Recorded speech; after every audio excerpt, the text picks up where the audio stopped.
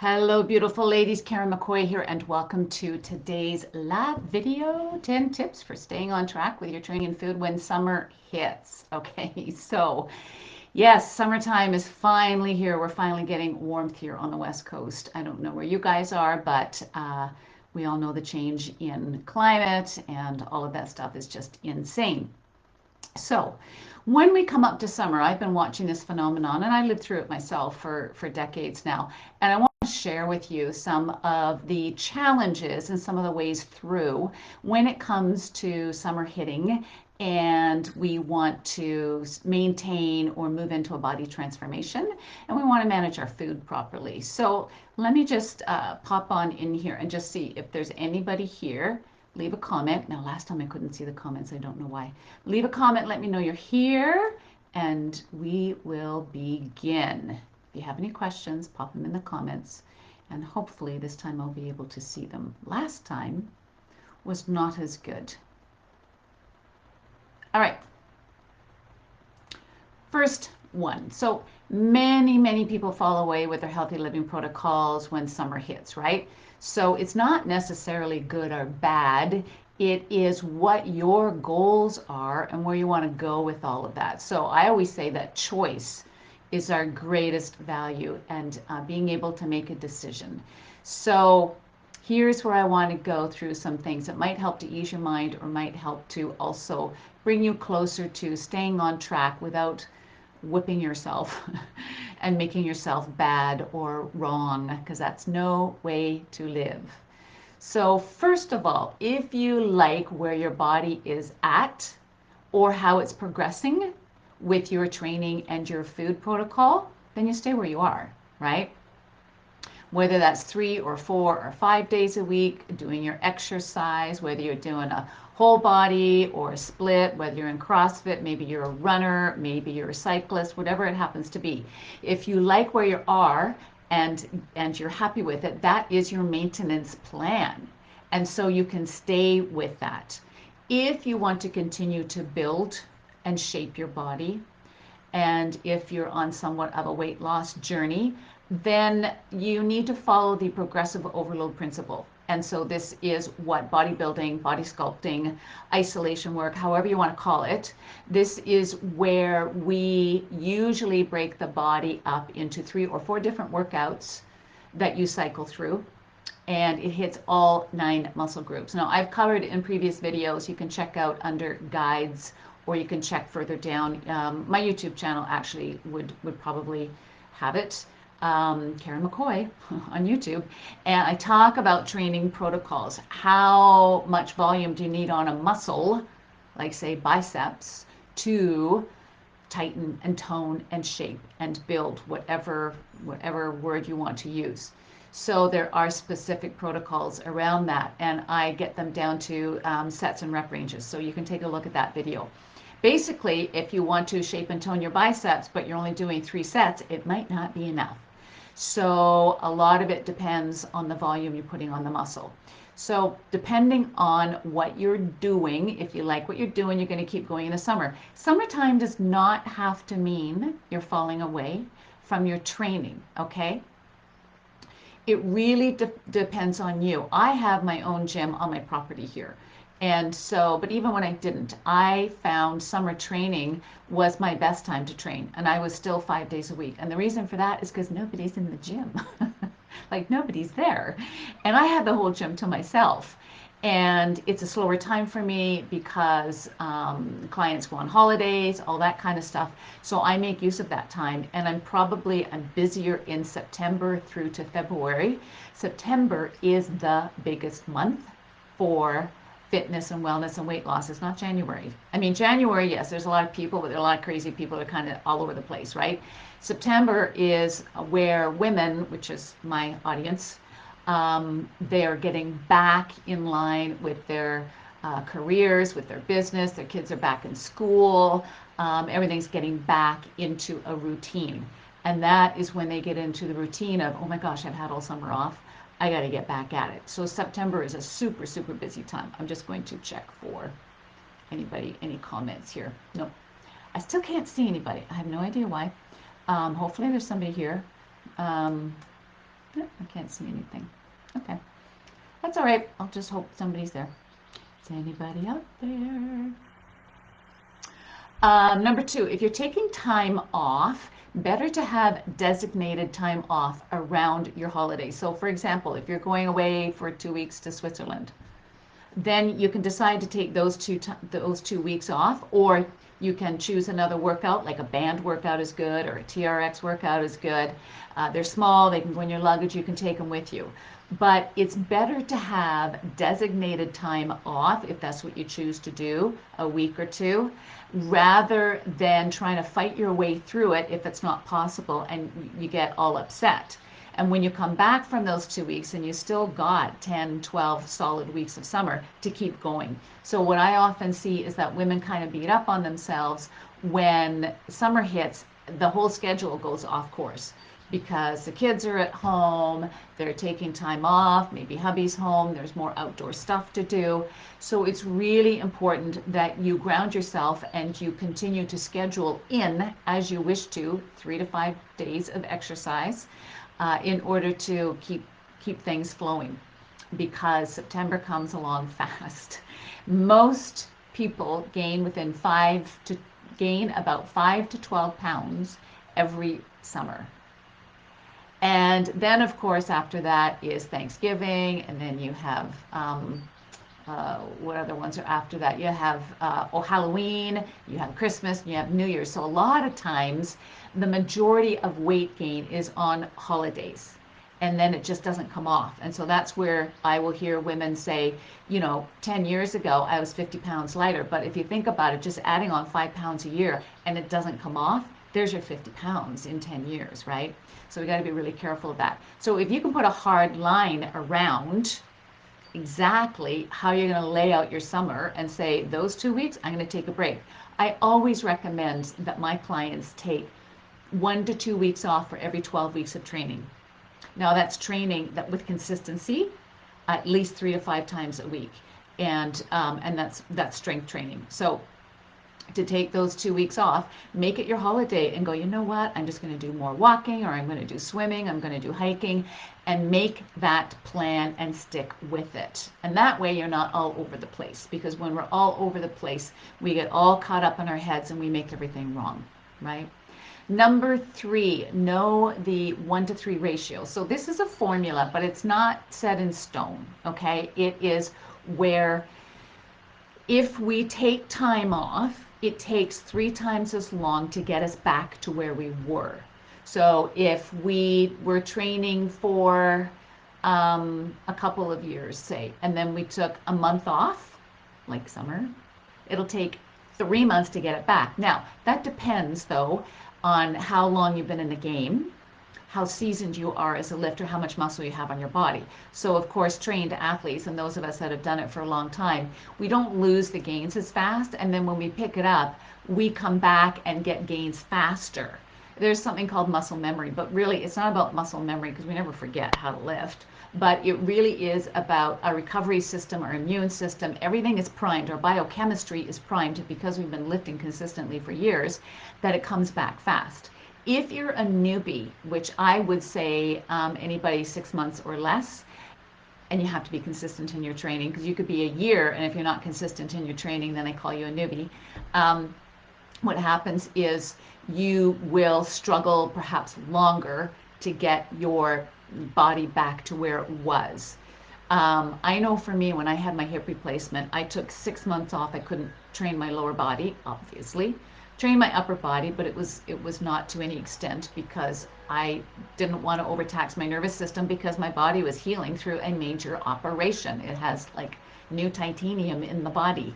And so 6 months off, and it actually took me a year and a half to get full strength and progress back in my leg workout, my leg press, my step ups, my glute work, my squats, all of that stuff. And I was diligent. So for me, it was the 1 to 3 rule. It was a major operation. Probably not as much if I took a month off. Would it take me 3 months to get my biceps back? Probably not, because my biceps respond and they're a smaller muscle group, and so it doesn't take as much time. It's not as taxing. The bigger muscle groups like legs, back, for example, they will take more time because there's just more muscle to them, right?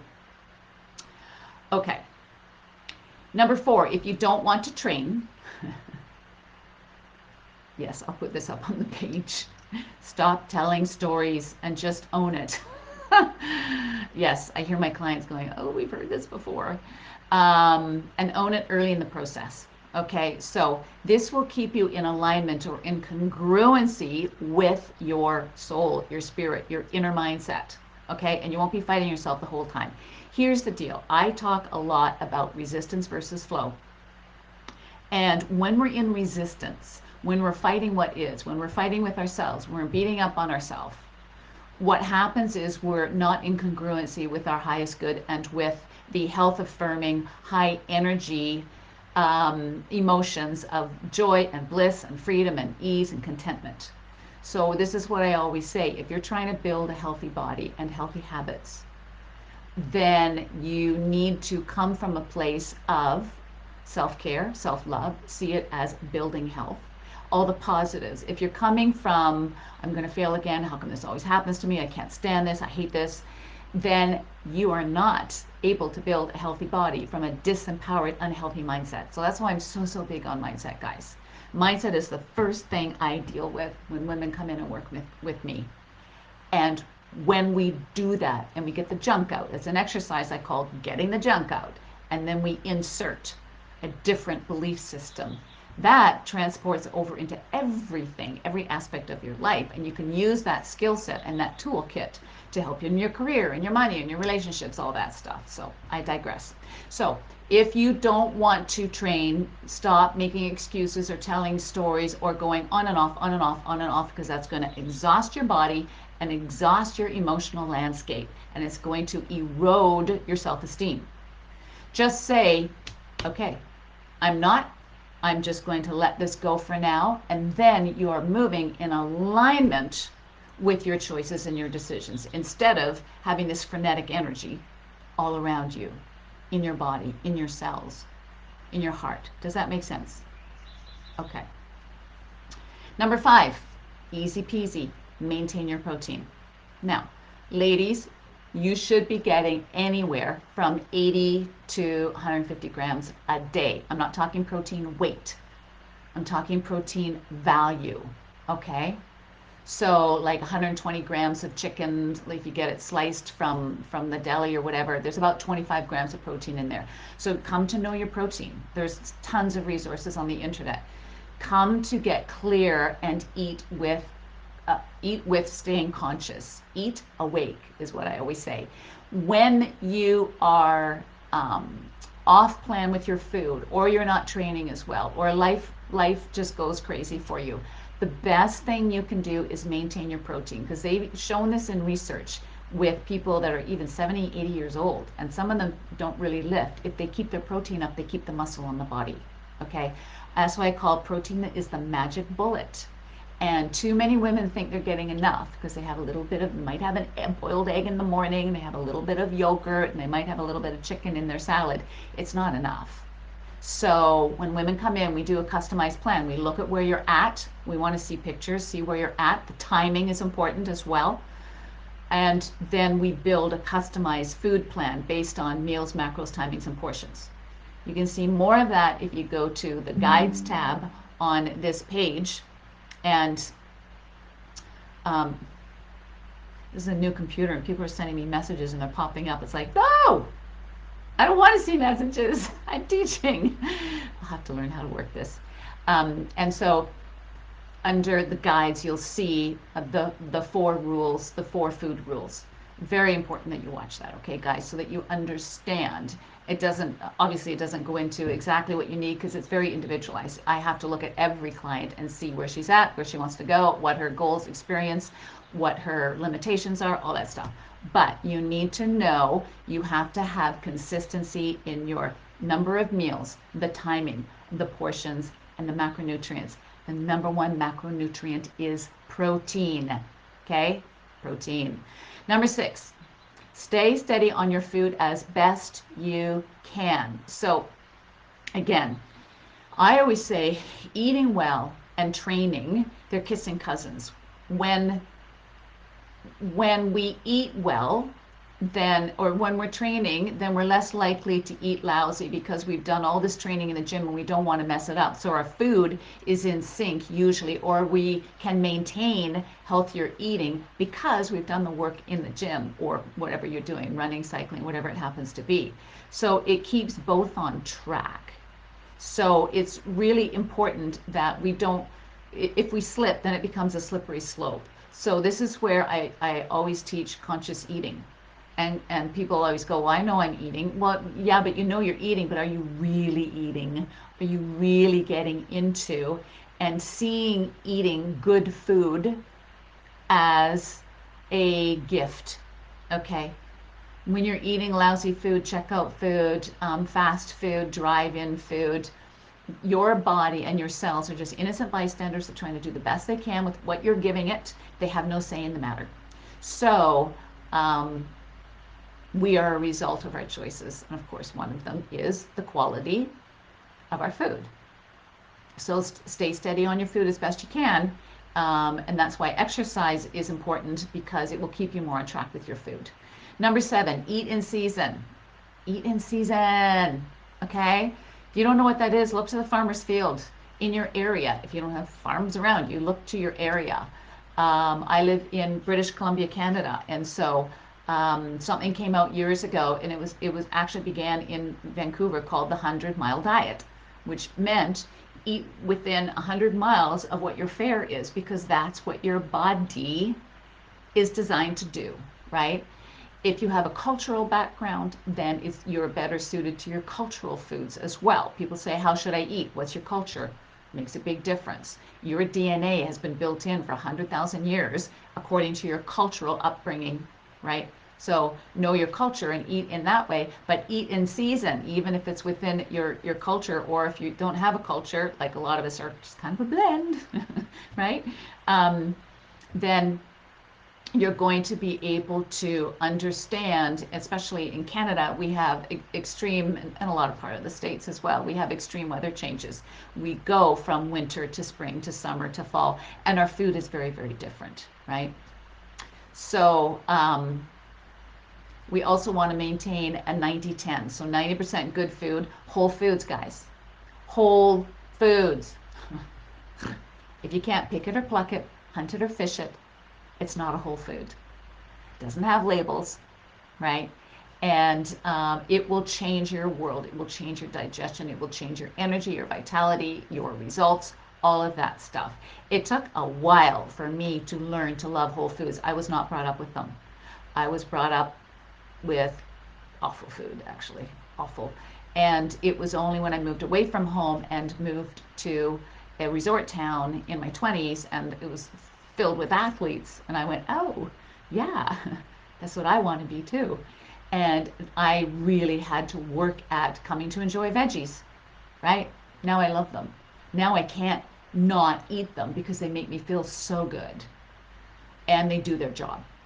So the reason I say 90-10, 90% great food, 10% give yourself, because usually we play with it and it becomes 80-20 or even 70-30. So you hear everybody say 80-20, but with a lot of slippage, that can actually work out to 60-40. So I'm always about aim high, and if you slip, you're still good, right? Number 8, I already said this. If you can't pick it or pluck it, hunt it or fish it, it's not a whole food. Simple. Number 9, the 1-to-3 ratio also applies to veggies and fruits. So you should have 3 times as many veggies as fruit. Okay, veggies have a lot of different nutrients. They're very alkalining to the body, which is what we need. And beware the very sweet fruits. These all come out in the summertime. We're better able to eat them and digest them and utilize the sugars in them in summertime because our digestion changes, right? So our bodies know the seasonal fluctuations. So in wintertime, we want to eat below ground. That is the veggies and all the roots, right? The root veggies and all the squashes and stuff. And in the summertime, it's more cooling foods, which are fruits, which are above ground. So be careful with the tropicals, like, and you know what tropicals are. Just think about them in your mouth. Pineapple, mangoes, papayas, cherries, right? All that really sweet, sweet fruit. It is just like fruit in the body, and fruit has a different way of being metabolized in the body, and it will create, if you eat too much of it, um, that sugar impact and the insulin output from the pancreas. And then you're going to have these sugar roller coasters, right? And it's really hard to get off the roller coaster once you're on it. If you want to, swing back some protein and then have your mango. And the protein acts like a sponge and will sop up the sugar value of that high sugar fruit. That's what protein does. That's why it levels blood sugars. It changes your biochemistry. So another good reason to protein up. A story. I went to Mexico. This was a long time ago, but I was still learning about whole foods eating, and I fell into, oh, well, fruit must be healthy. When I'm down there, I'm just going to eat fruit because it's healthy. I wasn't drinking. I was still training, and I was hydrating. But whenever I went to the buffet, it was mostly fruit. Well, I came back 5 pounds heavier. And I can only think that it was because of the sugar impact. Because here's the deal, when there is an insulin rush, which we're not supposed to have insulin rushing into our body, it's supposed to just drip out consistently. That is a healthy biochemistry, healthy pancreas, healthy blood sugars. But when there's a big sugar coming in, and there's a surge because it's like, whoa, blood sugars are climbing, I'm gonna die. Boom, let's throw a bunch of insulin out, and you dip down. You never go down to level. It will always take you down lower. When you're down lower, what do you crave? You don't crave a head of broccoli. You crave more sugar, more carbs, another cinnamon bun, whatever. That's that sugar roller coaster. And every time that happens, when the pancreas shoots out excess insulin to combat the sugar, it sends out two messages to the body. Drop muscle and maintain fat. Okay? So calories matter.